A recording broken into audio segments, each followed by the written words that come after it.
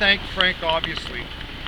When I started to hear about the issue, it was one that was just a head shaker for me. I couldn't understand why our government wouldn't actually, listen to the voice that Frank was voicing for all of us, and that is what is reasonable, what is fair, and what does it mean to work the land for everyone, because that's what this is about. This is about our history, and you consider that this piece of land has been here for hundreds of years, and that it was the place where people came to start what we have and we take for granted in this region.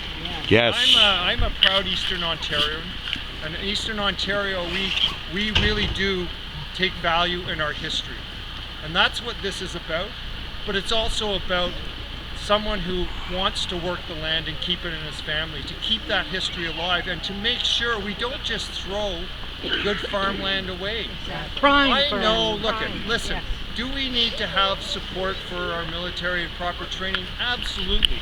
But it doesn't have to be done in this way. And when you have a process that doesn't include the voice of everyday people, and I'm from Ottawa, I know how it works, and when people just, paper over the process and do not allow someone to have a say, it's wrong. Yes. And so I want to say to you today that I'm here obviously to support what Frank's doing and what you've been doing. But most importantly to say we've got to stop this railroading of people's voices, and we've got to stop giving up our farmland, and we have to start entrusting our history to our next generations, because this is not just any farm. As modeled today by the good captain himself. This is important. I want, my grandchildren to know this piece of history, to know that the good captain himself was fighting the good fight, and as a result of that was honored with land here. And what did he do? He worked the land, and so that Frank could work the land, and we want Frank's family to continue that. This is about our history, this is about our future, and this is about what's right. So what I will be doing, I've written to Minister Nichols already, but I will be raising this in the House of Commons. Yeah. Yes.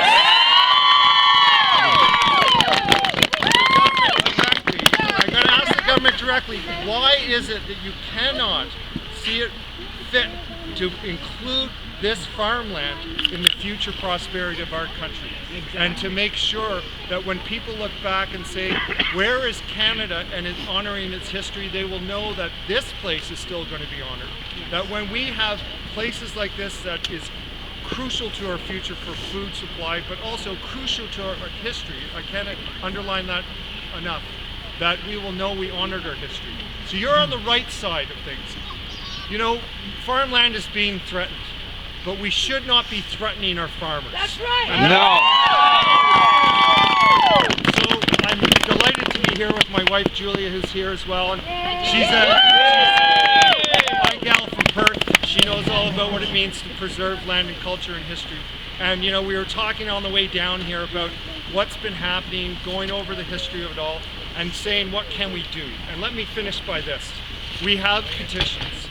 We do have letters we're writing, and you've been doing such amazing work. I can't say enough to all of you for what you've been doing. It's so inspirational.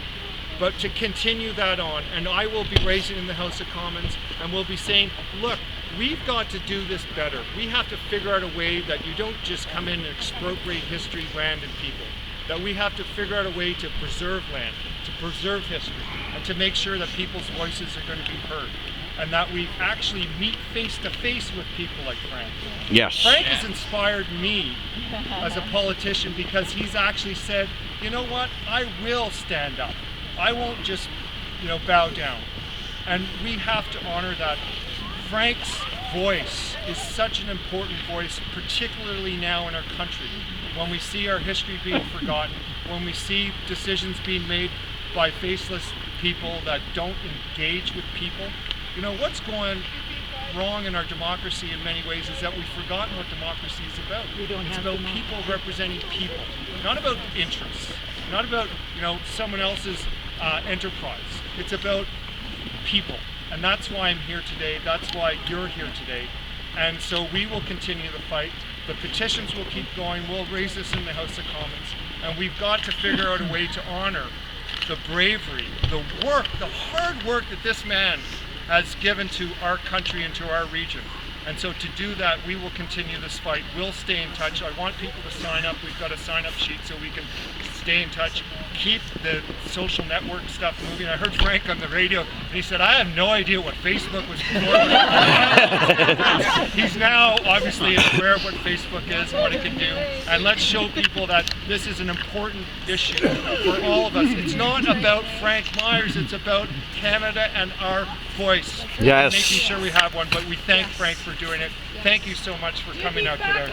I always need backup, right? That's a good backup. But, okay, I will raise it, and I thank you so much for inviting me here, and I'm so delighted to meet the inspiration of Frank, and to make sure that we don't lose this important piece of history and this important piece for our future and for our grandchildren and so on. Last thing I'll tell you is that I shared with Frank in the truck, we have something a little bit in common. My ancestors came a little bit later as the War of 1812. And, they got land after the War of 1812, which our government, talks about a lot.